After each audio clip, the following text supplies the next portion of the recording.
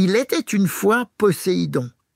Il était une fois, dans les profondeurs du monde, un dieu puissant, maître des vagues, des tempêtes et des créatures marines. Son nom était Poséidon. Poséidon était le frère de Zeus et d'Hadès, l'un des 3 grands-fils de Cronos. Comme ses frères et sœurs, il avait été avalé à la naissance par leur père, puis recraché des années plus tard grâce à Zeus. Lorsque la guerre contre les Titans éclata, Poséidon combattit aux côtés de ses frères. Et quand la victoire arriva, le monde fut partagé en 3 parts. Zeus reçut le ciel, Hadès les enfers, et Poséidon devint dieu de la mer. Poséidon ne régnait pas depuis une montagne, mais depuis un palais de corail au fond de l'océan.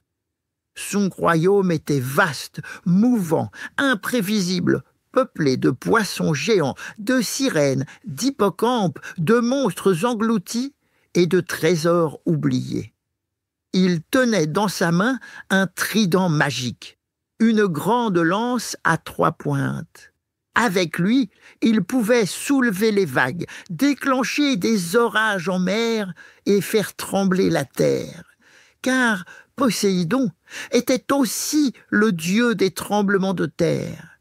On l'appelait parfois le frappeur du sol. Poséidon avait un caractère difficile. Il était impulsif, fier, colérique, et il n'aimait pas qu'on lui résiste.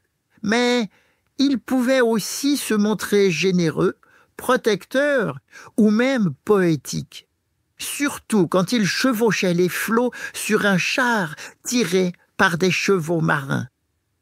Parfois, il entrait en conflit avec les autres dieux. Un jour, il disputa à Athéna la ville d'Athènes. Poséidon fit surgir une source d'eau salée en frappant le sol avec son trident.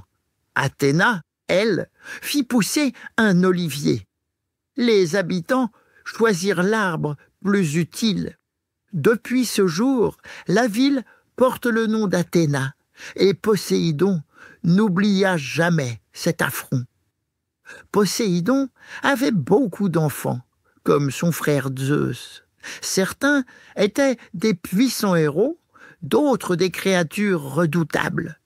Il était le père du cyclope Polyphème que croisa Ulysse lors de son long voyage. Nous avons déjà raconté l'histoire d'Ulysse dans des épisodes précédents que tu peux aller découvrir ou redécouvrir si tu le souhaites. C'est à cause de cette rencontre avec Polyphème qu'Ulysse fut puni par Poséidon qui rendit sa traversée plus longue et dangereuse que prévu. Poséidon pouvait se montrer cruel, mais il était aussi le gardien des marins, des pêcheurs et des navigateurs. Lorsqu'on partait en mer, on lui offrait toujours une prière ou un petit présent pour qu'il garde la mer calme et douce. Il était une fois un dieu aux colères d'orage et au cœur d'océan, maître des tempêtes, des tridents et des profondeurs. On l'appelait Poséidon, le frère des vagues. Je vais continuer à te raconter les plus grands mythes et contes de notre monde. Alors abonne-toi vite à mon podcast pour ne rater aucune de mes histoires.